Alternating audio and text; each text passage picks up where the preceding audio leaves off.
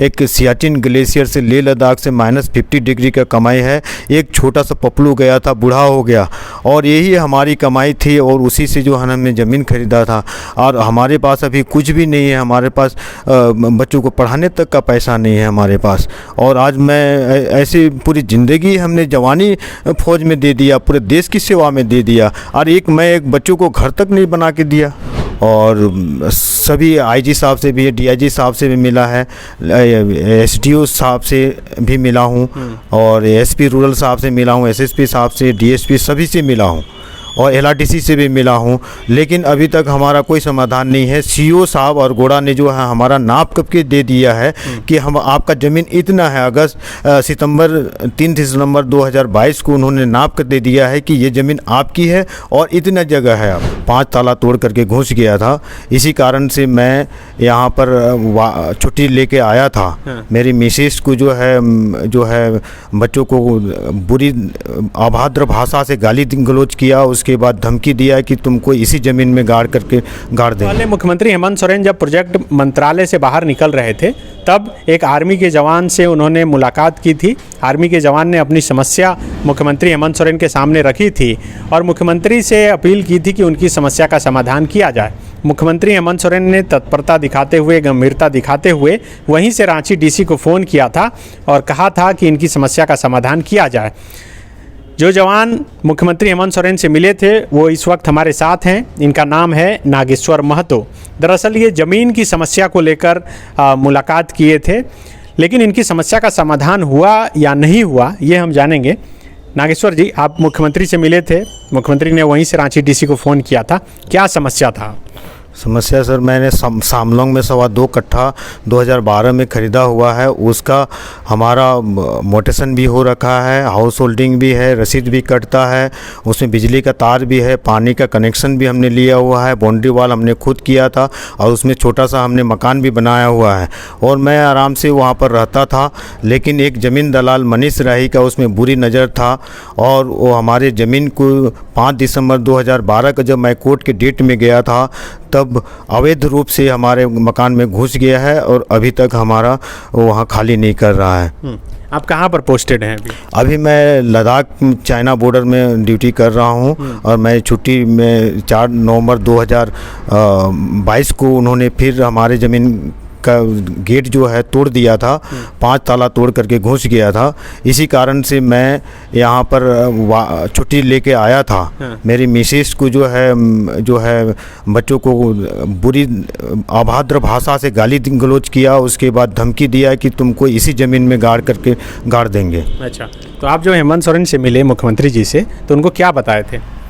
और सर, मैं जो है मेरा जून से अभी तक 4 बार जो है हमारा ज़मीन टूट चुका है, और कब्जा करने की कोशिश कर रहा है ज़मीन माफिया द्वारा।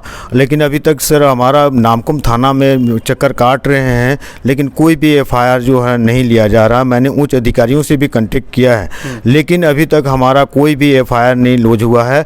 और अभी हमारा 5 दिसंबर 2022 को जो ज़मीन दलाल द्वारा जो अवैध कब्जा कर लिया गया है, वो अभी तक हमारा मुक्त नहीं किया गया है। तो देखिए, ये रांची के अनगढ़ा के रहने वाले हैं नागेश्वर महतो, जो रांची के सैमलोंग में, जो नामकुम थाना क्षेत्र के अंदर पड़ता है, वहाँ पर इन्होंने करीब 2 कट्ठा ज़मीन जो है ख़रीदी थी घर बनाने के लिए। और ये लेह लद्दाख में जो है इनकी पोस्टिंग है। आप समझिए कि जो जवान देश की सेवा में तैनात रहता है, उनके घर पर ही कोई जो है आकर कब्जा कर लेता है 5-5 ताला तोड़कर। ये मुख्यमंत्री हेमंत सोरेन से मिलते हैं, मुख्यमंत्री रांची डीसी को निर्देश देते हैं कि भाई इनकी मदद की जाए, लेकिन मदद 2 दिन बाद भी अब तक नहीं हो पाया। कुछ मदद हो पाया? सर, अभी तक कोई भी मदद नहीं हो पाया। उस दिन मैं तुरंत सीएम साहब ने जैसे बताया डीसी साहब से मिलिए, उस समय मैं तुरंत शाम को आ करके डीसी साहब से मिला और सब समस्या सुनाया। साहब ने गंभीरता से जो है ना ये समस्या को सुना, और मैं माननीय मुख्यमंत्री महोदय को धन्यवाद देना चाहता हूं कि इतनी मैं चक्कर काटने के बाद हमारे एक वर्दी की इज्जत रखी, हमारी मान सम्मान रखा। मैं मुख्यमंत्री महोदय का बहुत बहुत धन्यवाद देना चाहता हूं, जिन्होंने हमारी बातें को सुनी, इतना गंभीरता के साथ सुनी। लेकिन अभी तक हमारे को प्रशासन की तरफ से कोई भी जो है ना कार्रवाई अपोजिट पार्टी के खिलाफ जो है ना नहीं हुआ है। ये हमें बहुत ही दुख की बातें हैं। तो डीसी सुने आपकी बात, उसके बाद क्या हुआ? आप किसी और से मिले जाके? उसके बाद मैं सर एसएसपी महोदय से भी मिला, थाना में भी कई चक्कर मारा और एसएसपी साहब से आज मैं फिर मिल करके आया हूँ, लेकिन उन्होंने सांत्वना दिया कि एफआईआर हो जाएगा। थाना में भी भेजा, लेकिन थाना में गया तो हमारी जो है ना कोई भी एफआईआर लॉन्च नहीं हुआ। तो आप जो एफआईआर लिख कर दिए थे वो रिसीविंग हो गया है, एफआईआर में कन्वर्ट नहीं हुआ है? रिसीव अभी मिला है सर। पहले भी कई हमने जो है जितने भी 4 बार तोड़ फोड़ हुए हैं सबका दिया हुआ है, और इवन जो है ना डीजीपी साहब से भी मैंने मिला हूँ, और सभी आईजी साहब से भी, डीआईजी साहब से भी मिला है, एसडीओ साहब से भी मिला हूँ, और एसपी रूरल साहब से मिला हूँ, एसएसपी साहब से, डीएसपी सभी से मिला हूँ, और एलआरटीसी से भी मिला हूँ, लेकिन अभी तक हमारा कोई समाधान नहीं है। सीओ साहब और गोड़ा ने जो है हमारा नाप कब के दे दिया है कि हम आपका ज़मीन इतना है। सितंबर 3 सितंबर 2022 को उन्होंने नाप कर दे दिया है कि ये ज़मीन आपकी है और इतना जगह है आपका, और उसके बावजूद भी वो जो है आकर नामकुम थाना ये जो है बोलता है कि आपका ज़मीन ही नहीं है। तो ये कहना गलत है। तो आप क्या चाहते हैं आप? सर मैं ये चाहता हूँ कि हमारा घर जो अवैध कब्जा जो ज़मीन दलाल द्वारा किया गया है उसको जल्द से जल्द वहाँ से जो है ना मुक्त किया जाए। तो मुख्यमंत्री से फिर आप चाह रहे हैं कि मिले और बोलें कि आप जो मुख्यमंत्री आश्वासन दिए थे उस पर काम नहीं हो रहा है, या फिर काम हो रहा है?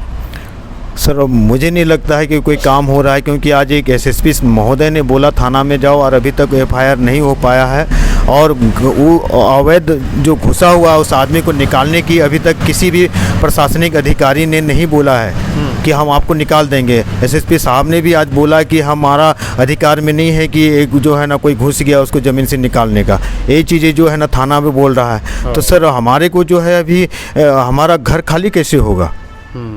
तो ये जो घुसा है वो कौन है? सर ज़मीन दलाल जो है ज़मीन मालिक को ही जो है ना पूर्व ज़मीन मालिक को ही घुसा दिया है। अच्छा। अभी वहाँ पर उसको कुछ पैसा नहीं दिया है बता रहे हैं, तो पैसा नहीं दिया है तो वो दलाल ने नहीं दिया है, मेरा तो सब चीज़ें हैं। तो ये जो ज़मीन है ये जनरल ज़मीन, सीएनटी ज़मीन नहीं थी? सीएनटी ज़मीन नहीं थी। अच्छा, तो ये आपके नाम से रजिस्ट्री हो गया है, म्यूटेशन भी है?